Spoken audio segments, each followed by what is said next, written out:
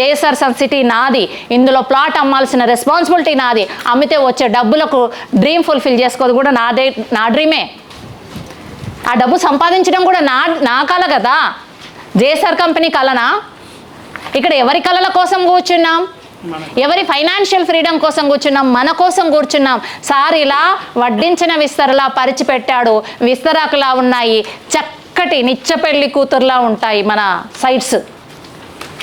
ఆస్వాదించడం మొదలు పెడితే ప్రతి సండే సైట్కి రావచ్చండి. ఎక్కడ రిజెక్షన్స్ మనము ఆబ్జెక్షన్స్ని మనం రిసీవ్ చేసుకోలేము, అప్పుడు సక్సెస్ అనేది రాదు. సేల్స్ క్లోజింగ్ టెక్నిక్స్ తెలియాలి. ఎలా తెలుస్తాయి క్లోజింగ్ టెక్నిక్స్? నేను 10 రోజులు చేస్తా అండి, 20 రోజులు మానేస్తా, వస్తాయా సేల్స్ టెక్నిక్స్? పడుతూ లేస్తూ ఉండాలి, పడుతూ లేస్తూ ఎన్నో రిజెక్షన్స్ అనేది హ్యాండిల్ చేస్తూ. రియల్ ఎస్టేట్లో నేను 2 చెప్తాను, 1 ఎక్స్పీరియన్స్, 2 సక్సెస్. ఫెయిల్యూర్ అనేది రియల్ ఎస్టేట్ డిక్షనరీలో లేదని చెప్తాను. Yes are no? 100 మంది నో అన్నారు. ఎందుకన్నారు? నో తెలుస్తుంది. 101 పర్సన్కి అమ్ముతారు, ముట్టుకుంటే 1500 ఇచ్చి పంపిస్తున్నాడు అండి. ఏ కస్టమర్ ఇస్తాడు? ఏ ఫీల్డ్ తెచ్చుకుంటారు మీరు? 1500 వచ్చిన commission 1.5 lakh divided by 100 members. No అన్నారు, డివైడెడ్ బై చేయండి. 1500 జోబులో పెట్టి పంపించారు, నో అని చెప్పి. ఎక్స్పీరియన్స్ ఇచ్చారు. తర్వాత రిఫరల్స్ ఎలా తెచ్చుకోవాలి అనేటువంటి టాలెంట్ మనలో పెంచుకోవాలి. మనం మార్కెటింగ్ చేయాలి అంటే నేను చెయ్యాలి అనుకున్నా అండి, చెయ్యాలంతే. మీరు నేర్పుతా అన్నారుగా, నేర్పండి అంతే. వస్తుందా సక్సెస్? ఊరికేనే వస్తుందా? ఇవాళ మీరు దండం పెట్టే శిల ఏదైతే భగవంతుడు, శిల రూపంలో ఉన్నటువంటి భగవంతుడు ఆ శిల్పి కొట్టే దెబ్బలు భరించకుండానే శిల్పంలో తయారైపోయాడా? ఇవాళ పొద్దున్న లేస్తే అష్టోత్తరాలు శతనామాలు చేస్తాం కదా భగవంతుడికి. ఆ భగవంతుడి రూపం ఎలా తయారైంది? భగవంతుడికే తప్పలేదండి శిల్పి కొట్టే ఉలి దెబ్బలు. మనం ఎంత మనం అనువంత, అణువులో పరమాణువంత. అందరము రిజెక్షన్. నా వల్ల కాదండి. ఏమవుతుంది చెప్పండి మీ వల్ల? హైదరాబాద్ సరౌండింగ్స్లో ఉంటున్నాము. హైదరాబాద్లో విపరీతమైన పొల్యూషన్, లైఫ్ స్పాన్ తగ్గిపోతుంది. 60 ఏండ్లు బతుకుడు అంటే కష్టం హెల్దీగా. 60 తర్వాత ప్రాబ్లమ్స్ స్టార్ట్ అవుతాయి. 60 నుంచి 80, 90 ఏళ్ళు బతికిండంటే దీర్ఘాయు. ఇవాళ రేపు దీర్ఘాయు అంటే ఒకప్పుడు 100, 110, 120, ఇప్పుడు 60 ఏళ్ళ తర్వాతకి ప్రాబ్లమ్స్ మొదలవుతున్నాయి, హెల్త్ ఇష్యూస్ వస్తున్నాయి. వాటిని బేర్ చేస్తూ ఉన్న టైం ఆల్రెడీ పోయింది. 30, 40, 50 ఇంకెప్పుడు సాధిస్తారు? నాకు ఛాన్స్ వస్తే ఎప్పుడు వస్తుంది ఛాన్స్?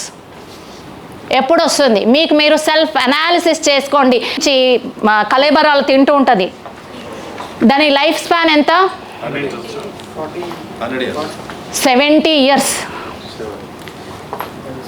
Life span 70 years. 40 సంవత్సరాల తర్వాత గద్దకి మూతి ఇలా వంకరైపోతుంది, గోర్లు పెరుగుతాయి, ఈకలు పెరిగిపోతుంది, ఎగరలేదు, ఆ ఆహారాన్ని పట్టుకోలేదు. ముక్కుతో ఖర్చు కదా, చేతిలో గోర్లతో కదా పట్టుకోలేదు.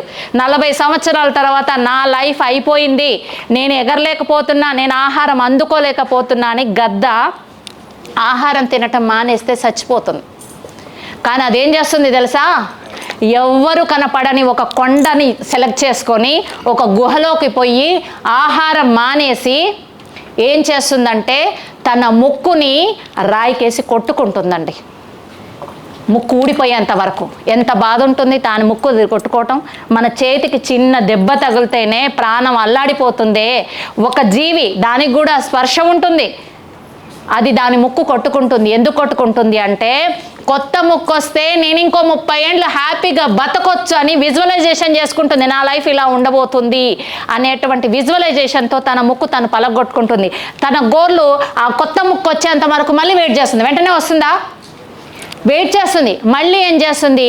ఆ కొత్త ముక్కు వచ్చిన తర్వాత ఆ వచ్చిన ముక్కుతోటి మళ్ళీ వీకలు పీక్కుంటుంది, ఆ గోర్లు పీక్కుంటుంది. ఎంత నొప్పి, ఎంత బాధ అంతా భరిస్తుంది. ఎందుకంటే నెక్స్ట్ 30 ఏళ్ళు నేనేం చెయ్యొచ్చు అని డిజైన్ చేసుకుంటుంది, విజువలైజేషన్ చేసుకుంటుంది. ఏమీ తెలియని 86,000 కోట్ల జీవరాశుల్లో అత్యంత తెలివైనటువంటి జీవి ఏదైనా ఉందంటే అది కేవలం మనిషి మాత్రమే. మాట్లాడగలడు, నవ్వగలడు, నడవగలడు, ఫీలింగ్స్ని ఎక్స్ప్రెస్ చేయగలడు. అలాంటి మనము ఏం చేయలేకపోతున్నాం? ఏమీ తెలియకుండా ఒక జీవి, ఒక చిన్న ప్రాణి దాని నెక్స్ట్ లైఫ్ 30 సంవత్సరాల లైఫ్ కోసం అంత కష్టపడుతుంది.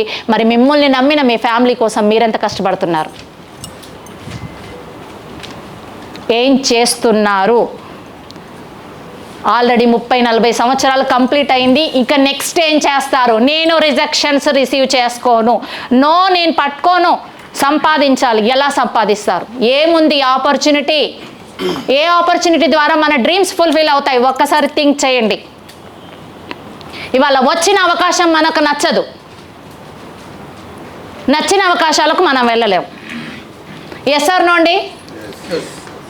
మనకు మనం ఎప్పుడైతే థింకింగ్ బిగ్, ఎప్పుడైతే పెద్దగా ఆలోచిస్తామో అప్పుడే మీ డ్రీమ్స్ ఫుల్ఫిల్ అవుతాయి.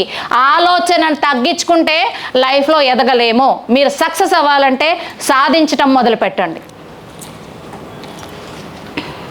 సాధించాలంటే ఏం చేయాలి?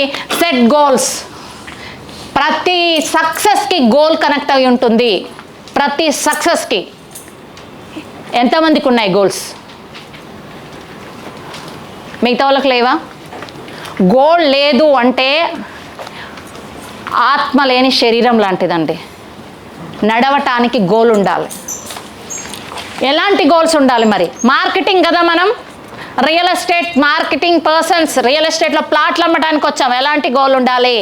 యాన్యువల్ ఇన్కమ్ గోల్ ఉండాలి. సంవత్సరానికి ఎంత సంపాదిస్తారు? ఉన్నాయా మీ దగ్గర? సంవత్సరానికి నేను ఇంత సంపాదించాలనుకొని మీరు రియల్ ఎస్టేట్ ఇండస్ట్రీకి వచ్చారా? ఎస్, డాక్టర్ జడపల్లి నారాయణ గారు మన ఎండి గారికి ఉంది గోల్. కాబట్టి ఇవాళ JSR group Sun City establish అయింది. 39 ఇయర్స్ బ్యాక్ ఒక గోల్ ఉంది. నేను రియల్ ఎస్టేట్లోకి వచ్చాను, వర్క్ చేయాలి అనేటువంటి గోల్తో వచ్చారు. 17 ఇయర్స్ కంప్లీట్ చేసుకున్న తర్వాత ఒక గోల్తో పని మొదలు పెట్టాడు. ఒక మంచి ప్రాజెక్ట్స్ ఇవ్వాలి.